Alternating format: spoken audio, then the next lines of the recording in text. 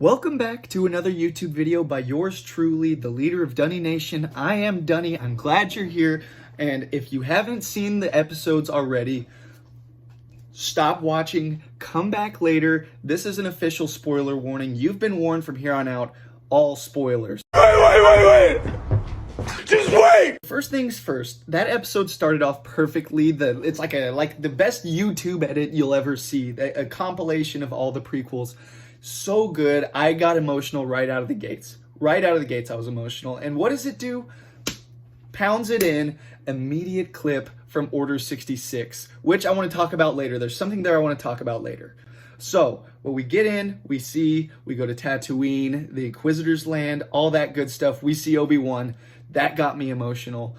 Love seeing Obi-Wan. Who doesn't love Obi-Wan?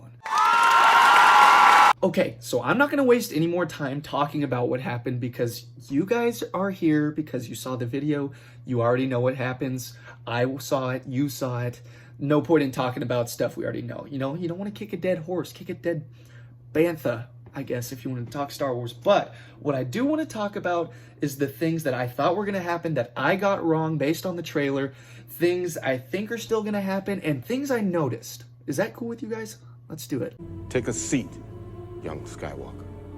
Okay, so first things first, my first miss, Qui-Gon Jinn did not show up on this scene, but I still think he's going to show up. They've hinted at it. They kind of showed that Obi-Wan's trying. He's trying to reach out. He speaks to him, I think, twice in the first two episodes. He doesn't hear anything. I think he still will. I still think we're going to hear and or see Liam Neeson as Qui-Gon Jinn. I still think that's going to happen.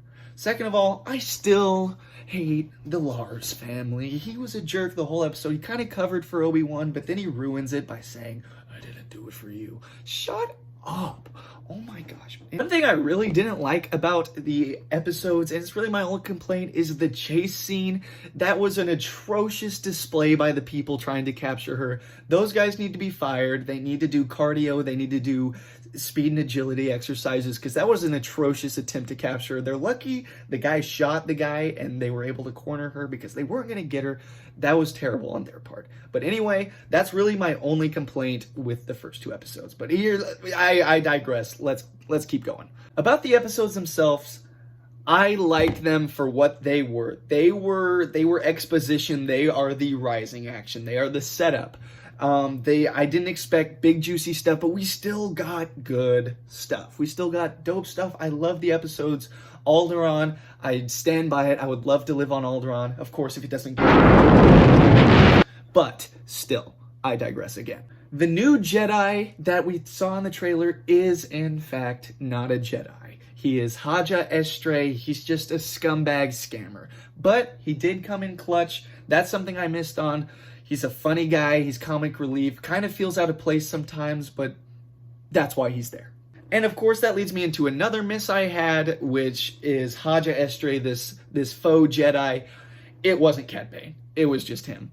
Oh well, maybe we see him. I don't think we see Cad Bane, but oh well, I missed. I don't think anyone was anticipating him being that person. Next, young Leia, aka Vivian Lyra, the actress playing young Leia, is knocking it out of the park. She's doing a fantastic job. I love her acting job. However, she is doing exactly what she's supposed to be. She's sassy and annoying, which is exactly what a young Leia would be. She's doing a fantastic job portraying young Leia. I'm very impressed. Next, was that 4-LOM or was that another version of whatever droid he is, bounty hunter?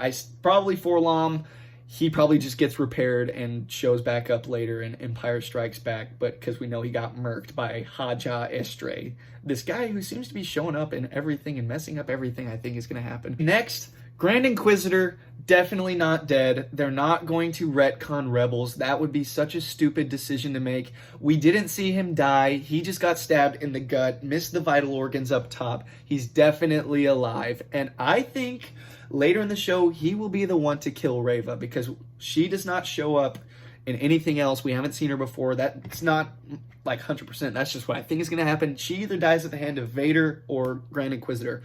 I'm calling it now. If I'm wrong, I'm wrong again. And in that scene, something else happens Riva says, I know I called her Reva a second ago. Riva is what they say in the movie.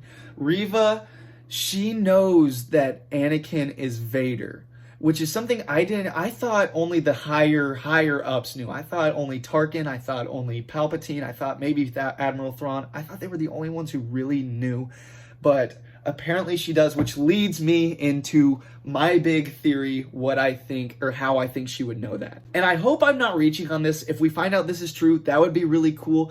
But in the beginning, in the Order 66 sequence, it pans first. The first person we see is this young girl. And I think that there is a chance this is a young Riva, because we hear Obi-Wan say to Leia that most of the Inquisitors are former fallen Jedi. So I think that there's a good chance that this girl is Riva, becomes an Inquisitor, and that would also lead me to understand why she knows that Anakin is Vader. Because if she was in the temple, she sees Anakin storming the temple with the 501st behind him. Later, all of a sudden, there's big bad Vader, the right-hand man of Palpatine. I wonder if she makes that connection. She's like, holy, this person used to be Anakin Skywalker. I think that is a good way to answer as to why she knew that, because I didn't think that many people knew that.